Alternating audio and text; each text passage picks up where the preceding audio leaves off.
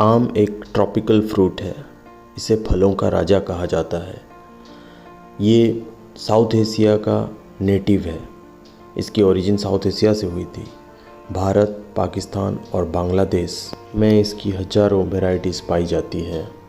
South Asia को छोड़कर आम south east Asia, China, south and central America, west and central Africa, Australia, south Korea और यहाँ तक कि यूएसए के फ्लोरिडा रीजन में भी उगाई जाती है।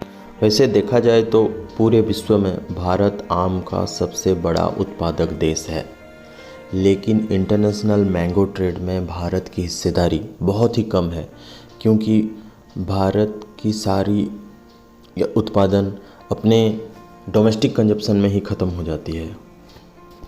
यूनाइटेड नेशंस के फूड एंड एग्रीकल्चर ऑर्गेनाइजेशन के रिपोर्ट के अनुसार आम के उत्पादन के मामले में भारत के बाद दूसरे स्थान पर चाइना, तीसरे स्थान पर थाईलैंड, चौथे स्थान पर इंडोनेशिया और पाँचवें स्थान पर मैक्सिको आता है।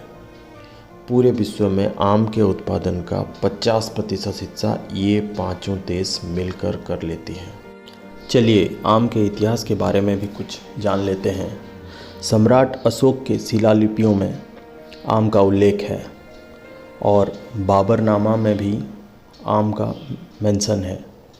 शेर शाह सूरी ने जब हुमायूं को युद्ध में हराया तो एज ए विक्ट्री मार्च उन्होंने चौसा वैरायटी की शुरुआत करी थी।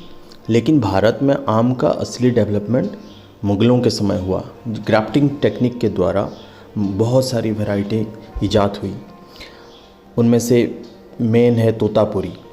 तोतापुरी एक ऐसा वैरायटी हुआ जो भारत से पहली बार ईरान और सेंट्रल एशिया में एक्सपोर्ट की गई। मुग़ल बादशाह अकबर के समय उन्होंने दरभंगा बिहार में 1 लाख आम के पेड़ लगाए, जो आजकल लक्की बाग के नाम से जाना जाता है। चलिए अब आम के कुछ न्यूट्रिशनल इन्फॉर्मेशन के बारे में जानते हैं। अगर हम 100 ग्राम आम लेते हैं तो उसमें कार्बोहाइड्रेट 15 ग्राम, प्रोटीन 0.82 ग्राम और फैट 0.38 ग्राम पाया जाता है।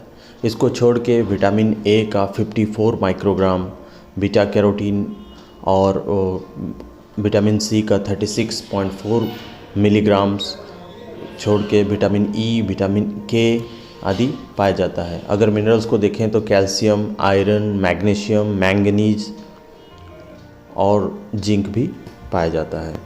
यूँ तो भारत में आम के हज़ारों वैरायटीज़ हैं, लेकिन चलिए बात करते हैं कुछ प्रमुख लोकप्रिय वैरायटीज़ में के बारे में। एक है बागनपल्ली। ये आंध्र प्रदेश के बागनपल्ली रीजन से आता है।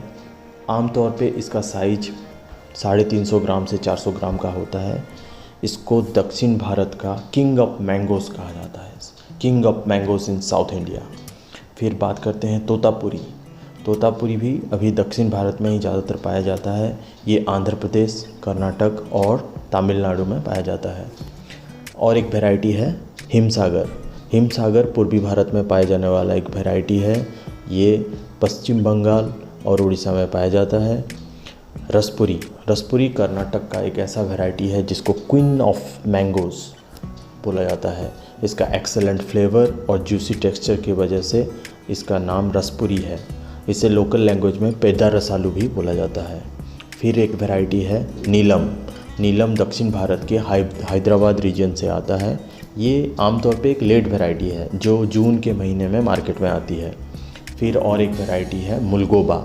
मुलगोबा ज़्यादातर तमिलनाडु में पाया जाता है और इसको अल्फोंसो ऑफ तमिलनाडु बोला जाता है। फिर एक वैरायटी है उत्तर भारत से लंगड़ा। लंगड़ा एक सुपीरियर वैरायटी है। ये उत्तर प्रदेश के वाराणसी रीजन में ग्रो होता है और पूरे उत्तर भारत में ही पाया जाता है। केसर सौराष्ट्र रीजन गुजरात से, जिसको गिर केसर भी बोला जाता है। ये गुजरात के जूनागढ़ डिस्ट्रिक्ट के गिरनार रीजन में पाया जाता है। और एक पॉपुलर वैरायटी है दशहरी।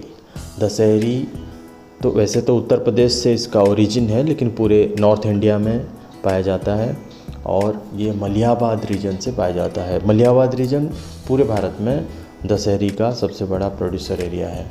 और फिर आता है नंबर चौसा का। चौसा पूरे उत्तर भारत में, यहाँ तक कि पाकिस्तान में भी पाया जाता है।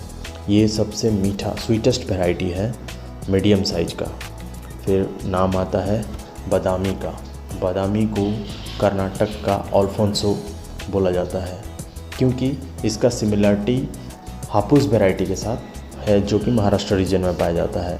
और सबसे पॉपुलर अल्फोंसो, इसको रत्नागिरी भी बोला जाता है और हापुस भी। ये बहुत ही एक्सपेंसिव है और एक्सपोर्ट के लिए इसको ज़्यादातर यूज होता है। और ये अल्फोंसो वैरायटी महाराष्ट्र के रत्नागिरी, देवगढ़, रायगढ़ और कोंकण रीजन में पाए जाते हैं। आम्रपाली, ये एक हाइब्रिड वैरायटी है। इसको दशहरी और नीलम के क्रॉस से बनाया गया है। मलिका, ये भी एक हाइब्रिड वैरायटी है, लेकिन इसको नीलम और दशहरी के क्रॉस से बनाया गया है। आपको ज़रूर इस एपिसोड में आम के बारे में बहुत कुछ इंटरेस्टिंग फैक्ट्स पता चले होंगे। और यहाँ तक देखने के लिए आपका धन्यवाद। आप देख रहे थे जेनिथ लर्निंग।